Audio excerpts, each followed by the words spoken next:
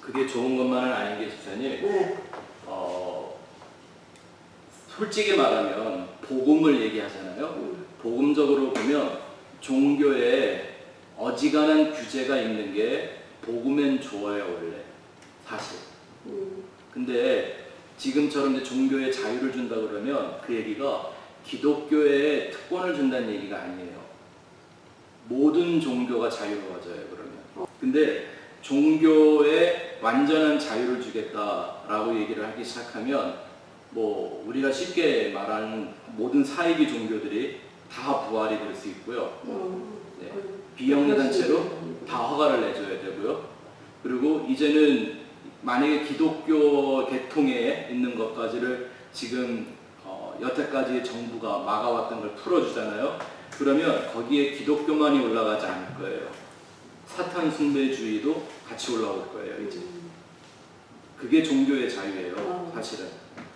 그러니까 사실은 엄밀하게 가장 정확한 복음을 전하고 그 복음을 듣게 되고 사람들이 가짜 복음에 다른 복음에 섞지 않고 오늘날처럼 막 교회만 다니면 다 교인이지 뭐 그 다 복음이지 이런 게 아니라 진짜 복음이 뭔지를 알 수 있고 전할 수 있게 하려면 사실은 이런 핍박이 있는 게 복음한테는 좋은 거예요.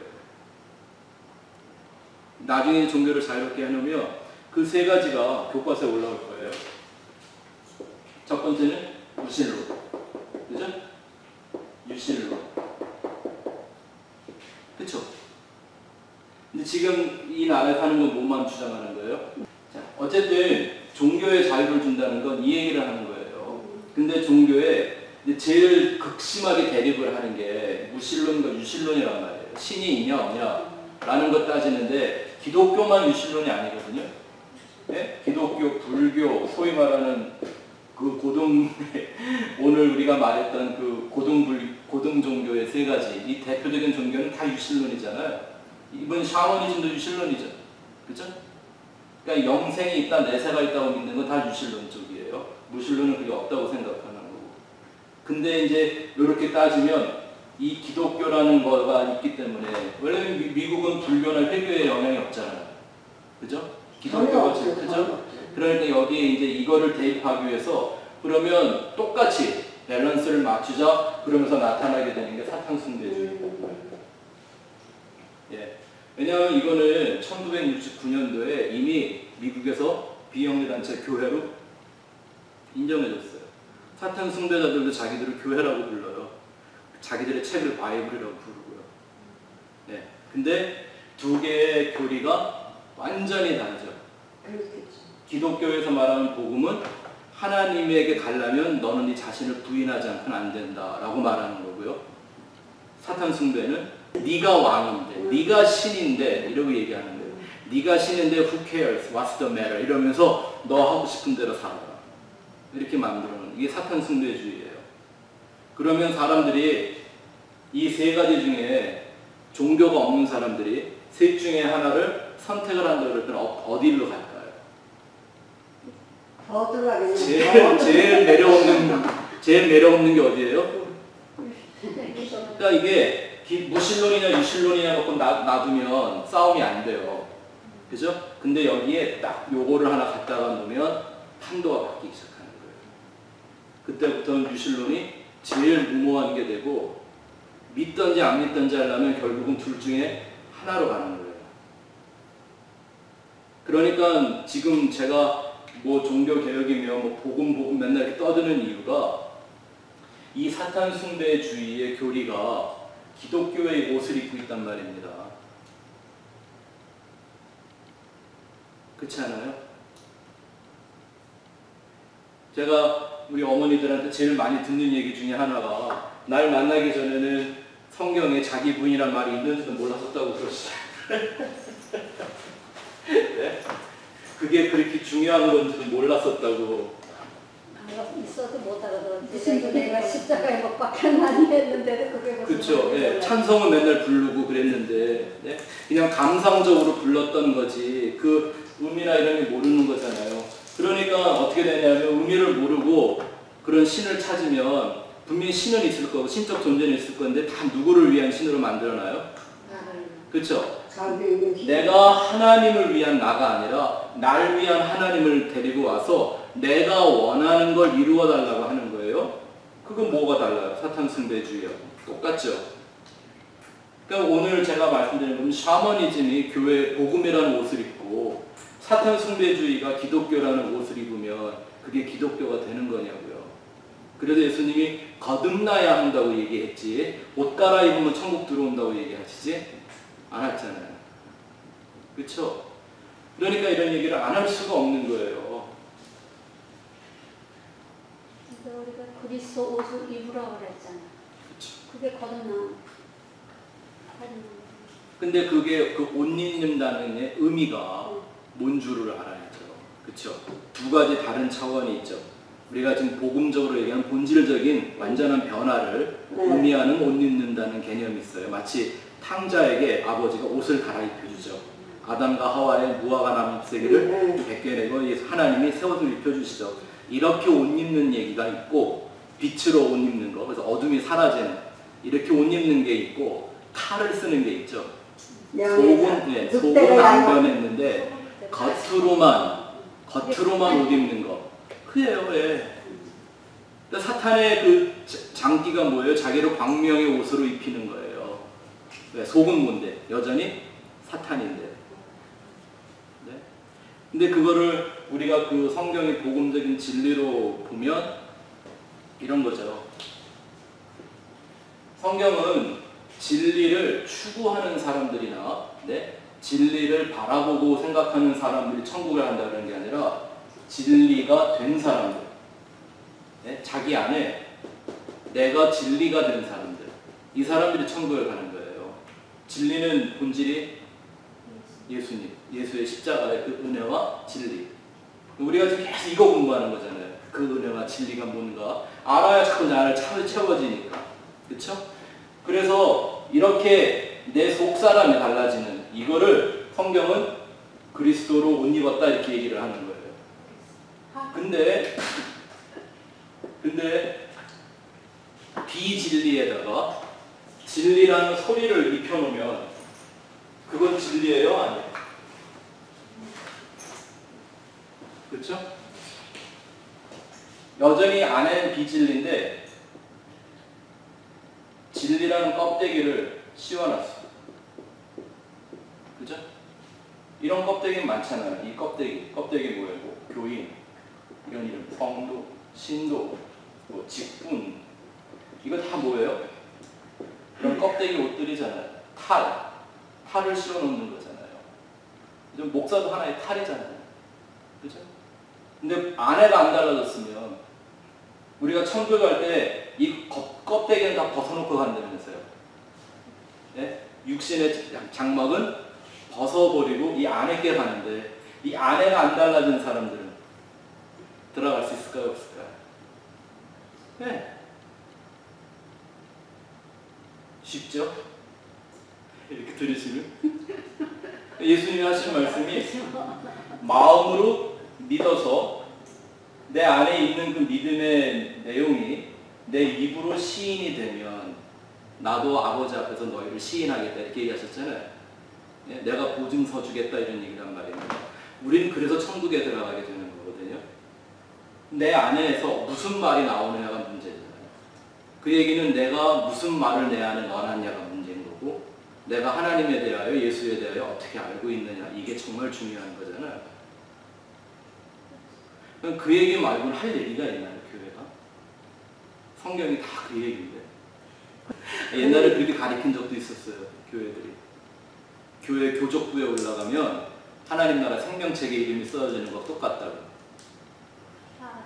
말도 안 되는 소리지. 그러니까 그게 어디서 비롯된 거냐면 여전히 샤머니즘은 버리지 않았는데 샤머니즘의 틀에다가 내가 원하는 영생이라는 이론만 갖다 붙여놓은 거예요. 이게 얼마나 위험한 거죠? 모르는 것보다 위험한 거라니까요. 차라리 몰랐으면 괜찮은데. 그래서 사도행전에서 우리에게 보여주는 내용이 뭐냐면 복음을 한 번도 들어보지 못했던 이방에는 복음이 증거가 되는데 유대 땅에서는 복음이 죽어가기 시작하는 걸 보여주는 그게 사도행전이거든요. 제가 그러니까 말하는 걸 조금 잘 이해하시면 좋을 게 세상이라는 게 그러니까 하나님의 이 모든 창조가 구별되어 있잖아요. 천지창조를 제가 가르쳐드리는 이유가 이런 거거든요. 둘째 날에 어떻게 하셨다고요? 궁창으로 딱 갈라놓고 위의 물과 아래의 물을 주셨다 그랬잖아요. 위와 아래. 그 물은 뭘 의미한다고요? 말씀, 진리, 말. 뭔가를 담고 흘러가는 말을 위의 물, 아래의 물 그러잖아요. 이 위의 물은 누구의 말? 하나님의 말. 그죠? 아래는 이 사람의 말. 근데 하나님의 말이 사람의 말이 없으면 담기지가 않잖아요. 말이 돼야 통하잖아요. 그죠? 네? 그래서 이 아래의 말도 안 중요한 게 아니죠. 아, 이거 아니구나 하고 위로 가야 되는 거니까. 네? 이게 우리에게 주시는 복음이잖아요. 네. 그것처럼 우리가 사는 세상도 마찬가지예요. 우리는 두 가지 나라를 살죠. 하나는 이 세상이라는 나라. 또 하나는 하나님의 나라. 그죠? 우리 안에는 두 가지 본질이 있죠. 육에 속한 나, 영에 속한 나. 그죠? 땅에 사는 나, 하늘에 속한 나. 그러니까 이게 더 중요하고 이게 본질적인 거지만 이게 없이는 이건 안 되잖아요. 그래서 사니까 우리도 먹어야 되고 자야 되고 싸야 되고 기왕 먹는 거 잘 먹으면 좋고 그죠? 네? 기왕 하나님이 나한테 이런 몸 주셨는데 좋은 것도 입혀보고 아니 그게 왜 나빠요? 그게 나빠요. 하나도 안 나빠요. 좋은 집 살고 할 수 있으면 없는데 비춰서 망하는 건 잘못하는 거지만 내가 있어서 누리는 건 내가 수고해서 얻은 걸 누리는 건 아무 문제가 아니에요. 네? 교회에서 모여서 좋은 얘기하고 서로 아껴주고 도와주고 이게 나쁘다는 얘기가 아니에요. 다 좋은데 그걸로는 어딜 못 간다? 육신이 끝나는 걸 끝나니까. 예, 맞아요. 이건 그냥 그게 한계예요. 그냥 땅에서 좋으면 그만이야. 그죠? 네? 여기로 가기 위한 과정일 뿐인 거죠. 이게 나쁘다고 말을 하는 게 아니라 의미 없다고 말을 하는 게 아니라 이건 여기가 한계라는 거죠. 죽음을 극복하지 못하는 그러니까 이 얘기는 암만 많이 해도 뭐예요? 생명이 있어요, 없어요? 없죠. 그건 다 사망의 법이라니까요. 이건 암만 좋은 소리 해도 네? 암만 누가 뭐 나한테 막 정말 사랑을 쏟아 부어줘서 내가 지금 죽어도 여한이 없을 만큼 행복해도 끝이 뭐예요? 그냥 사망이잖아요. 복음은 이걸 벗어나 이 세상으로 돌아오게 만드는 거잖아요. 그 얘기를 교회는 계속 해야 되는 거거든요. 이게 이렇게 한 번 듣는다고 이해가 되는 것도 깨달아지는 것도 아닌데 오죽하면 예수님이 설교를 3년 반 동안 했는데도 못 알아들었겠어요? 그 사람들은 성경이 없이 그냥 예수님하고 하루하루 살면서 부닥치면서 맨날 충격만 받았을 거 아니에요. 근데 우리는 이미 성경이 있으니까 또 그 예수의 복음이 뭔 줄을 경험하고 이해해서 풀어놓은 신약 성경이 있으니까 근데 그게 있는데도 그걸 펴놓고 여전히 이 얘기를 하고 있고 여전히 이 얘기를 하고 있으면 그 사람들은 여기 살다가 그냥 육신의 수명이 다 하는 날 오늘부터 오늘 그 공부할 거예요. 다섯째 날 그걸로 그냥 그들의 운명은 지옥으로 결정 나버리고 마는 거예요. 이쪽 세상은 안 보이니까 사람들이 가기가 힘들어요. 네, 그냥 어떻게 생각하면 말씀드린 것처럼 이 샤머니즘에다가 자연이 때가 되면 영생 받겠지. 그러니까 교회들이 제일 열심히 하는 게 뭐냐면 믿음이 있던 없던, 그러니까 믿음이 있다 없다라는 건 진리가 뭔 줄 알던 모르던 예수의 십자가가 뭔 줄 알던 모르던 무조건 영생을 받는다고 주입을 해놓는 거예요. 당신이 예수를 믿는다고 말만 하면 오늘 지금 당장 죽어도 천국 간다고 손들으라고. 그러놓고 그거 안 믿으면 믿음 없는 걸로 얘기해요. 자, 십자가로 다시 읽는 천지창조. 오늘은 다섯째 날 공부하겠습니다. 다섯째 날은 하나님이 두 가지 생물을 만드시죠. 하나는 궁창에 나는 새와 또 하나는 물에 사는 바다의 짐승을 만들죠. 자, 창세기 1장 20절부터 23절 같이 한번 크게 읽겠습니다. 시작. 하나님이 이르시되 물들은 생물을 번성하게 하라. 땅 위 하늘의 궁창에는 새가 나르라 하시고 하나님이 큰 바다 짐승들과 물에서 번성하여 움직이는 모든 생물을 그 종류대로 날개 있는 모든 새를 그 종류대로 창조하시니 하나님이 보시기에 좋았더라. 하나님이 그들에게 복을 주시며 이르시되 생육하고 번성하여 여러 바닷물에 충만하라. 새들도 땅에 번성하라 하시니 저녁이 되고 아침이 되니 이는 다섯째 날이니라. 아멘. 저희가 넷째 날에 하나님이 하늘에 광명체들을 두시는 것을 보았습니다. 참빛을 창세기 1장에 나와 첫째 날에 나오는 참빛은 히브리 말로 오르라고 하죠. 그 참빛을 계시하는 그 빛을 반사하는 발광체들은 마오르라고 합니다. 마오르. 거기서 그 마라고 하는 그 글자가 뭐죠?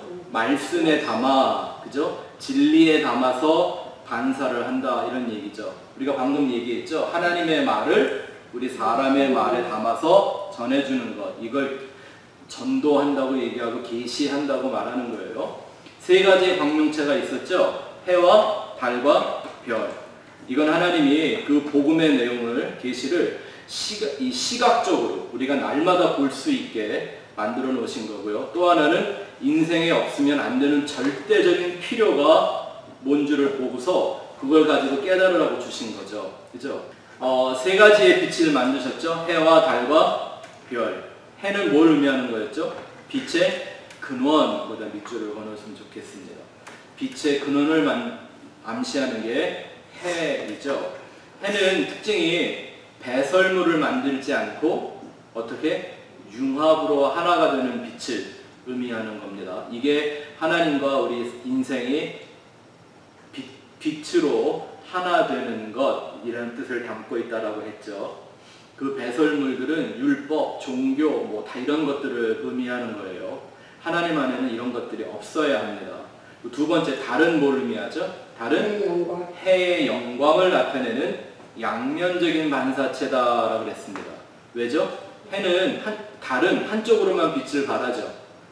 반대쪽을 절대 보여주지 않는다 그랬어요. 두 가지 면을 갖고 있는 거예요. 빛을 받아서 반사하는 부분과 빛이 아닌데 빛으로 드러나는 부분과 어두운 부분, 절대 빛이 비춰질 수 없는 부분, 이 두 가지가 나눠졌는데 이게 바로 성도의 삶인 거죠. 이 땅에서 하나님이 의인으로 여겨주셨지만 여전히 뭐가 있는?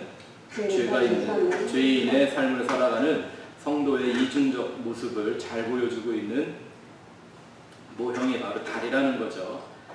별은 뭡니까? 이건 진리로 완성되는 천상의 교회와 성도들을 의미합니다. 그래서 예수님이 오셔서 복음이 뭔지도 제대로 모르는 사람들이 너희들은 세상에 빛으로 태어난 존재들이다 라고 창조의 목적을 가르쳐 주시죠.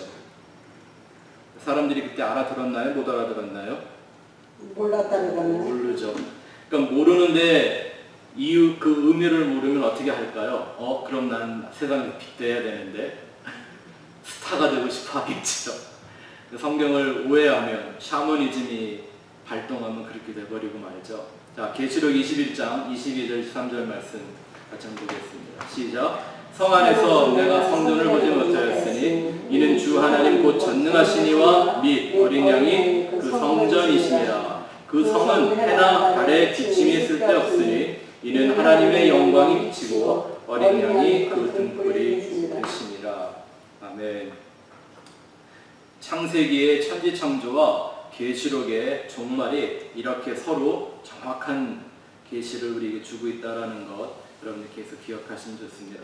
자, 오늘 다섯째 날 내용을 한번 살펴보죠. A를 한번 보시면 하나님이 이제 바다와 하늘의 생물을 구별하십니다. 이런 얘기는 들어보셨나요? 이 생물학자들의 연구에 의하면 새와 물고기의 혈구, 피의 조직이 거의 동일하답니다. 하나님이 같은 혈구를 갖고 있는 생물을 만들어서 하나는 물에다가 집어넣고 하나는 하늘에 던져놓은 거죠. 그래서 물에 사는 물고기는 지느러미를 갖고 살고 지느러미로 헤엄치고 살고 새는 날개. 대신 날개를 갖고 사는 거예요. 네? 그런 모양들을 갖고 있죠. 그래서 물고기하고 새의 모양을 가만히 비교를 해보면 사는 장소가 달라서 그러지 굉장히 비슷하게 생기지 않았나요? 몸의 구조나 이런 것들이. 그죠? 지느러미와 꼬리와 머리와 이런 모양들이요. 네. 그걸 갖고 뭐 사람은 진화론 얘기를 하는데 성경에는 그런 의미가 없고요. 또 이 얘기도 그런 거 구별해서 얘기하려고 하는 건 꼭 아닙니다. 하나님이 하늘의 새와 바다의 그 짐승들, 물고기들을 종류대로 만드셨다고 그랬어요. 종류대로요. 물도 하나님이 위아래로 나누셨고 빛도 해와 달로 구별하신 것처럼 이 생물, 바다의 생물과 하늘의 생물에 다른 각각의 목적이 있겠죠. 네? 욥기에 보면 아주 재밌는 말씀이 하나가 있습니다. 욥기 12장 7절부터 10절 읽어보죠. 시작. 이제 모든 짐승에게 물어보라. 그것들이 내게 가르치리라. 공중의 새에게 물어보라. 그것들이 또한 내게 말하리라. 땅에게 말하라. 내게 가르치리라. 바다의 고기도 내게 설명하리라. 이것들 중에 어느 것이 여호와의 손이 이를 행하신 줄을 알지 못하리라. 모든 생물의 생명과 모든 사람의 육신의 목숨이 다 그의 손에 있느니라. 아멘. 여기 보니까 이렇게 돼 있죠. 짐승에게 아니 사람하고 짐승하고 대화가 돼요? 안 되죠. 근데 뭐라고 얘기하냐면 짐승에게 물어보면 짐승이 너를 가르친대요. 공중에 새한테 물어보면 새가 말해줄 거래요. 땅에게 말하래. 땅. 예? 어디다가 말을 하면 어디 말하는 땅이 있어요? 근데 땅이 너한테 너를 가르칠 거다. 바다의 고기도 너한테 설명을 해줄 거다라고 해요. 이게 무슨 뜻이에요? 이게 뭐 진짜 땅이나 짐승들이 사람을 가르친다 이런 얘기가 아니라 그 안에 있는 하나님의 창조의 목적을 보면 그런 것들로 하나님의 진리를 배우게 될 거다 이런 뜻이죠. 네? 짐승을 왜 만들었는지, 바다의 고기, 하늘의 새 이런 것들을 하나님이 왜 구별해서 가르쳐 주셨는지, 그렇죠? 그러니까 우리가 이 땅에 사는 날 동안 뭐 해야죠? 이거 배워야 하잖아요. 이 설명을 들어야 하잖아요. 이 가르침을 받아야 하는 것 아닙니까? 그러니까 오늘은 다섯째 날 하늘의 새와 바다의 고기 이걸 보는 거고요. 다음 주에 땅의 짐승들을 얘기를 하는 거예요. 이게 다 하나님이 의미가 있어서 우리에게 주셨다라는 거죠. 어떤 의미가 있나 한번 살펴보죠. 그러면 우리가 걔네들한테 뭘 배워야 되는지 1번 보시면 첫 번째 이 바다의 생물, 바다의 고기는 우리가 먼저 공부한 것처럼 바다는 뭘 의미한다 그랬죠? 저주와 심판의 물을 상징하는 거라고 그랬죠. 근데 이상하게 그 안에서 번성을 해요. 바로 이 세상의 얘기죠. 이 사망에 갇혀있는 세상인 줄 모르고 여전히 이 땅에서 번성하는 인생들에 대한 모형을 그렇게 얘기하고 있는 거예요. 그래서 이 바다의 고기, 바다의 생물이란 무슨 뜻이냐면 그 다음 줄 구원의 대상으로서의 인생을 의미하는 거죠. 구원의 대상. 반드시 구원을 받아야만 하는 구원의 필요성이 있는 존재라는 뜻에서 이런 말을 해놓은 거죠. 그러니까 전에도 한번 간단히 공부한 적이 있었는데 바다에서 건진다라는 게 어떤 개념이라고요? 그게 구원이래요. 예수님이 베드로를 부르실 때 뭐라고 그러셨어요? 사람을 낚는, 예? 물고기처럼 이 세상으로부터 건져내는 어부가 되게 하겠다 그렇게 하셨잖아요. 그걸 가르쳐 주시려고 물에 빠지는 베드로를 직접 건져내 주시기도 하셨죠. 이런 그림을 다 그려서 우리에게 보여주시는 거예요. 이 구체적인 얘기가 마태복음 13장에 나타나 있죠.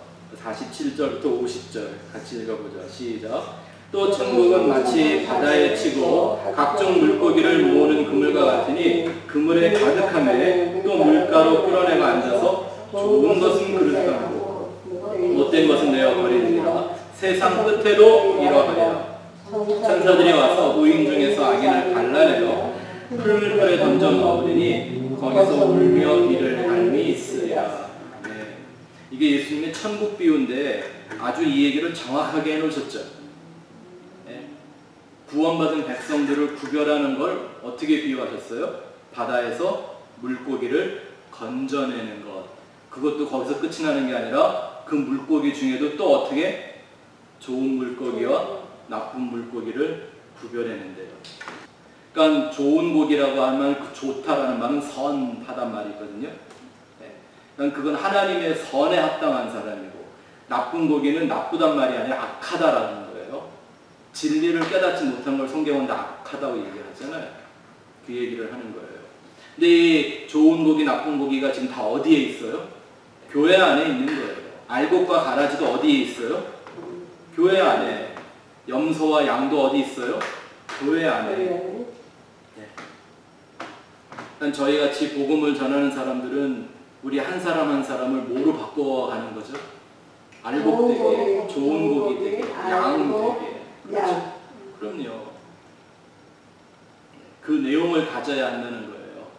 자, 왜 그 사람을, 이런 인생을 물고기에 비유를 하는지 그 특징이 있죠. 물고기의 특징은 이런 거예요. 물고기는 머리로 살지 않고 꼬리의 힘으로 사는 짐승이에요.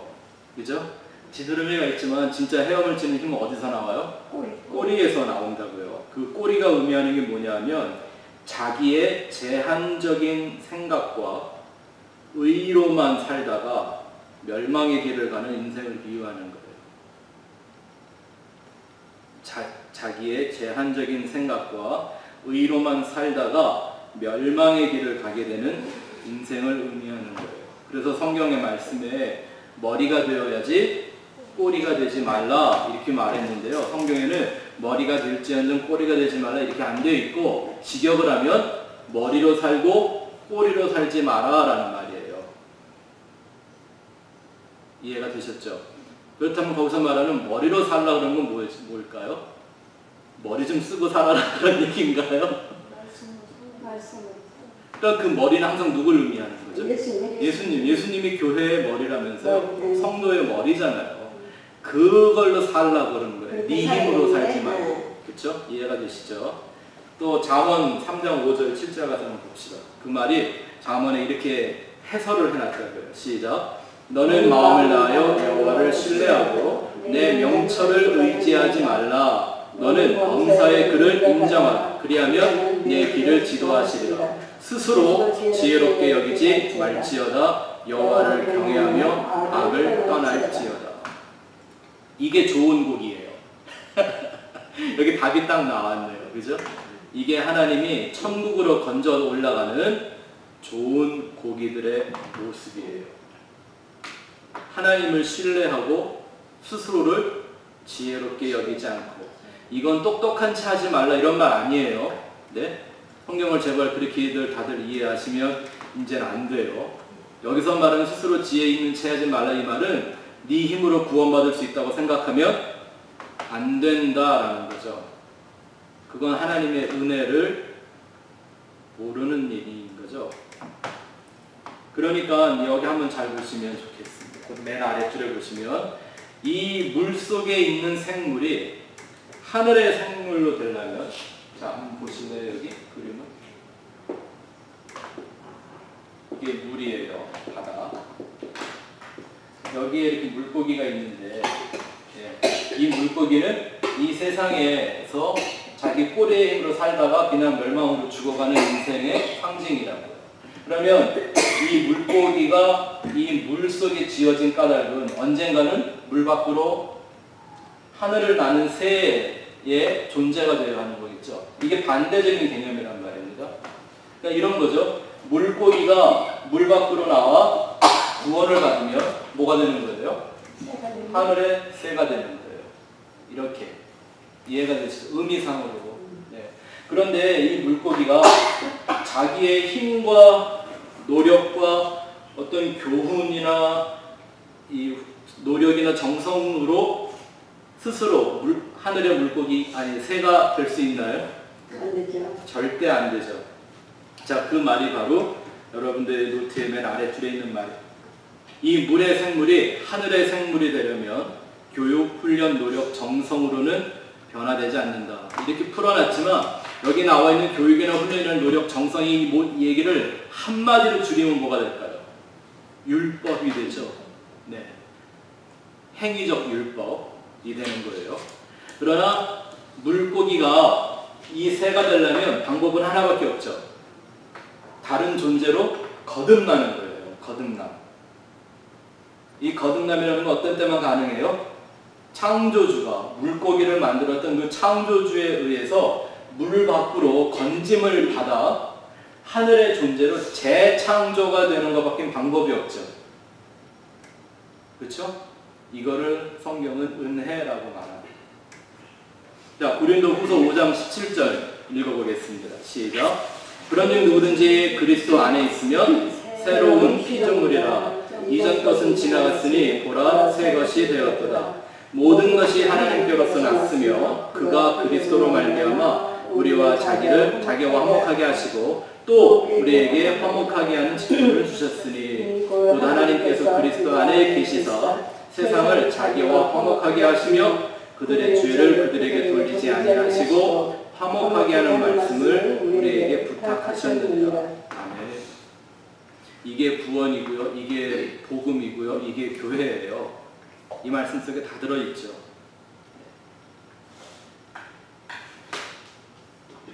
이렇게 거듭남의 필요, 거듭남의 원리, 새로운 존재로 재창조되는 원리를 가르쳐주는 게 이 다섯째 날 창조의 얘기예요. 네. 여섯째 날에도 보면 하나님이 두 생물을 만들죠. 땅의 짐승과 사람 이렇게 구별을 해요. 그래서 우리가 그런 얘기 하는 거예요. 사람이 사람 같지 않으면 짐승만도 못하다 이런 얘기를 야 우리 조선말은요 분명히 성경에서 나온 거 맞아요. 네. 천지창조를 다 품고 있는 언어가 우리나라 언어입니다. 근데 성경에 보니까 이런 말 거기 나와 땅에 기는 것. 여기서 땅에 기는 건 벌레를 의미하는 거거든요. 가능성. 네? 가능성. 네. 그런데 벌레 가증하다고 그랬잖아요. 근데 그 벌레가 언제 안 가증해지는지 아세요? 땅에 기는 벌레로 살 때는 가증해요. 근데 얘네들이 그 애벌레를 그렇죠. 나와서 날기 시작하면 부정하지 않아요. 여기도 진리가 있죠. 거듭남에 진리가 담겨 있잖아요. 신기하지 않아요? 네. 아니요, 근데 성경에 다 있는 거. 제가 어떻게 알겠어요? 성경이 없으면. 성경이 없는 거 말하면 사기꾼이게. 자, 그건 여기 다음 주에 공부하도록 하자. 거기에 중요한 내용이 있으니까요. 그래서 뭐 미리 하나 말씀을 드리면 이렇게 거듭나지 않고 땅에 기는 부정한 존재로 사는 우리 인생의 상태를요, 이 자아의 상태를 애벌레 자아라고 부르는 거예요. 자, 또 이 바다의 짐승에 어떤 의미가 있냐면 그 바다의 짐승들의 왕이 뭔가를 잘 보여주고 있는 내용이 있습니다. 거기 보니까 큰 바다 짐승들 이런 말씀이 나오잖아요. 그게 히브리 말로 탄닌이라고 하는데 이 말은 뱀, 용, 바다 괴물 이렇게 번역이 돼요. 네.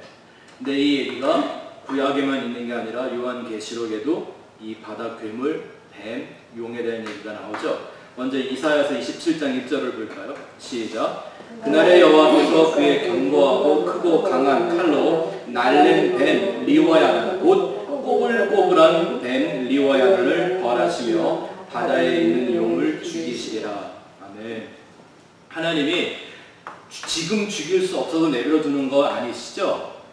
우리가 지난번에 하나님 외에 마귀와 귀신들이 이렇게 활동을 하도록 내버려 두시는가 그 목적을 살펴본 바가 있죠. 목적이 있어서 하나님이 잠시 동안 그들을 풀어놓는 거예요. 네, 근데 그들이 하는 일이 뭐예요? 미혹의 영이라니까요. 거짓말로 하나님의 진리를 어지럽히는 존재들인 거예요. 그래서 내버려 두시는 거죠. 진리를 아는 사람들을 구별하기 위해서. 또 계시록 20장 1절 2절 보죠. 시작. 또 내가 봄에 천사가 무저갱의 열쇠와 큰 쇠다스를 그의 손에 가지고 하늘로부터 내려와서 용을 잡으니 곧 옛뱀이요 마귀요 사탄이라. 여기서 말한 옛뱀이라는 건 누굴 상징하는 걸까요? 에덴 동산에서 하와를 속였던, 유혹했던, 미혹했던, 거짓말을 했던, 하나님의 말씀을 변질시켰던 그 뱀이죠. 그게 정체라는 거예요. 거짓의 아비. 네. 그래서 하나님이 딱 그를 그것까지 써먹고 죽이는 거예요. 그런 목적으로 바다의 생물을 만드셨음을 우리에게 보여주고 있습니다. 거듭나야만 되는 존재가 어떤 것인가, 그 뜻이죠. 자, 두 번째 보시죠. 하늘의 생물. 이 하늘의 생물이란 뭐냐면 날개가 있어서 어디에? 하늘에 속한 존재에 대한 형상입니다. 그래서 성경에 보면요, 이 영적 존재, 하늘적 존재들을 부를 때 날개가 있다라는 말을 해줘요. 네? 진짜 무슨 닭날개 같은 그런 날개가 있다라는 게 아니라, 예수님이 침례를 받고 올라오실 때 뭐가 임했다 그래요? 비둘기 같은 성령이 예수님 위에 강림했다 그래서 성령이 무슨 닭날개 같은 게 있다는 얘기예요. 그건 날개가 진짜 있어서가 아니라 하늘적 존재, 땅에 기지 않고 하늘을 나는 영적 존재에 대한 그런 형상의 얘기죠. 또 성경에 보면 천사들도 날개가 있다고 그래요. 예? 뭐 어떤 천사는 날개가 6이래요. 뭐 2개는 얼굴을 가리고 2개는 몸을 가리고 나머지 2개로 날아다니고 뭐 그런데요. 이게 뭐 이런 게 어디 있어요? 그냥 의미예요, 의미. 그쵸? 네. 성경에 보면 하나님이 바람 날개를 타셨대요. 바람에 무슨 날개가 있어요. 네. 의미를 가르쳐 주는데, 자, 그 의미가 무엇인가를 한번 살펴보죠. 예수님이 하늘적 존재, 그 새가 뭐를 위해 창조된 건지를 말씀하는 구절이 있죠. 마태복음 6장 26절 시작. 공중에 새를 보라. 심지도 않고 거두지도 않고 창고에 모아들이지도 아니하되 너희 하늘 아버지께서 기르시나니 너희는 이것들보다 귀하지 아니하냐. 아멘. 아까 우리 욥기에서 봤죠. 공중의 새에게 물어봐라. 너희에게 너희들을 가리킬 것이다 라고 얘기하잖아요. 이 똑같은 말이죠. 예수님 말과, 그죠? 공중의 새를 한번 봐라. 왜? 저들은 심지도 거두지도 않고 창고에 들이 갖다 쌓아놓지도 않는데 누가 하신다고? 아버지 하나님이 하시는데 너희는 그 새들보다도 귀하지 않냐? 이게 바로 예수님이 말씀하시는 이 공중의 새들의 창조 목적이라는 거죠. 저는 새들이 참 신기해요. 부럽기도 하고. 네. 근데 예수님이 그러는 거예요. 저 새를 봐라. 그 새가 너희한테 가르쳐주는 게 있을 거다. 우리가 이런 진리를 배우는 거죠. 새를 통해서.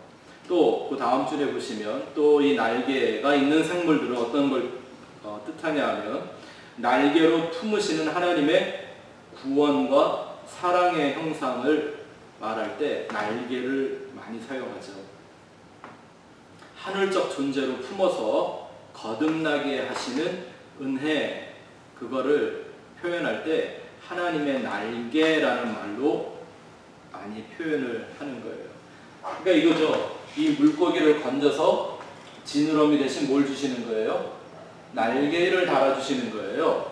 근데 성경은 그걸 구원이다, 거듭남이다 라고 얘기를 한다라는 거죠. 자, 출애굽기 37장 9절 읽어보죠. 시작. 그룹들이 그 날개를 높이 펴서 그 날개로 속죄소를 덮었으며 그 얼굴은 서로 대하여 속죄소를 향하였더라. 천사들의 날개를 말하는 거죠.